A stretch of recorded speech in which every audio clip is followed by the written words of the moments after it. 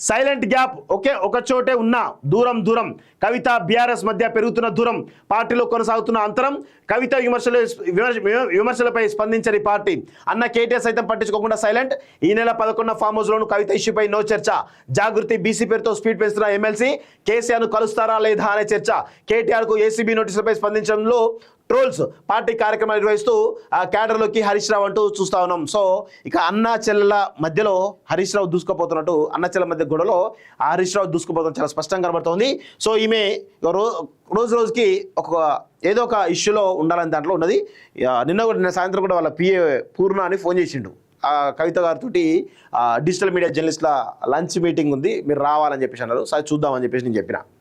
So ఇప్పుడు ఏంటంటే రోజుకు ఒక కార్యక్రమం ఆమె చేస్తూ ఉన్న విషయం గమనిస్తాను. ఏదో ఒక మీడియాలో ఒక రకంగా హైప్ క్రియేట్ చేసుకోవాలని దానిలో చాలా స్పష్టంగా ఆమె యొక్క అడుగులు పడుతూ ఉన్నాయి. సో దానిలో బీసీ వాదం కావచ్చు, లేకపోతే ఇవన్నీ జరుగుతూ ఉన్నాయి.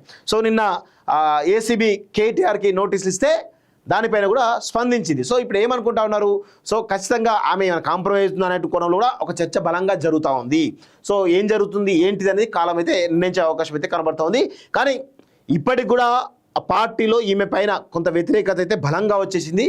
ఈవెన్ నమస్తే తెలంగాణ పత్రిక పట్టించుకోవడం లేదు, టీ న్యూస్ అసలే పట్టించుకోవడం లేదు. బీఆర్ఎస్లో ఉన్నటువంటి కేటీఆర్ వర్గం కానీ హరీష్ రావు వర్గం కానీ ఎవరు కూడా ఈమెను కనీసం ఈమెను పట్టించుకోకుండా ఈమె దగ్గరికి పోతే మాకు ఇబ్బందికరం అవుతుందని దాంట్లో చాలా స్పష్టంగా కనబడుతుంది. ఆమెకు కూడా అదే కావాలి, ఒక స్పష్టమైన డిసిజన్ కావాలి. నా వాళ్ళు ఎవరో వాళ్ళ ఎవరో తెలిసిపోవాలి, అసలు నా స్ట్రెంత్ ఏందో తెలుసుకోవాలని చెప్పేసి దానిలో చాలా స్పష్టంగా ఆమె కూడా ఉన్నట్టు తెలుస్తూ ఉంది. రోజుకు ఒక అంతరం అయితే బీఆర్ఎస్లో కవిత బీఆర్ఎస్ మధ్య ఒక అంతరం అయితే భారీగా పెరుగుతున్నట్టు తెలుస్తోంది. త్వరలో తెలుస్తుంది ఏందనేది.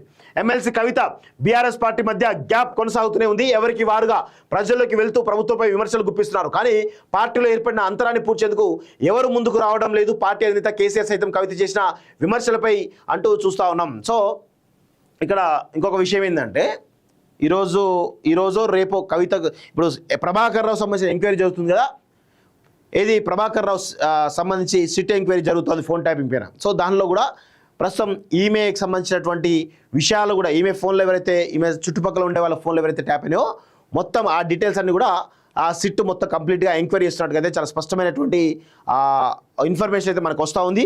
సో ఇక ఖచ్చితంగా రేపో ఎల్లుండో ఫోన్ ట్యాపింగ్లో కవిత కుటుంబ సభ్యులు, కవిత బంధుమిత్రులు కావచ్చు, లేకపోతే చుట్టుపక్కల వాళ్ళ పేర్లు బయటికి వస్తాయి అనేది చాలా స్పష్టంగా మనకైతే అర్థమవుతుంది.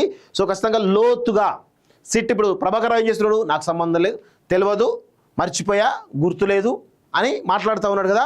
ఇప్పుడు ఈమె వ్యవహారం అంతా బయటకు వస్తే, ఈమెకు సంబంధించినటువంటి ఫోన్ ట్యాపింగ్ వ్యవహారం బయటకు వస్తే ఖచ్చితంగా ప్రభాకర్ రావును ఇరికించడానికి చాలా పెద్ద ఎత్తున ప్రయత్నాలు జరిగేటువంటి అవకాశం ఉంది, చాలా స్పష్టంగా అర్థమవుతా ఉంది. విదేశాల్లో ఉన్నత విద్యను చదువుకోవాలని అనుకుంటున్నారా? అయితే వెంటనే ఫ్లైగ్రాడ్ ఓవర్సీస్ ఎడ్యుకేషన్ కన్సల్టెన్సీని సంప్రదించండి. మీ విదేశీ కలలను సాకారం చేసుకోండి. ఫ్లైగ్రాడ్.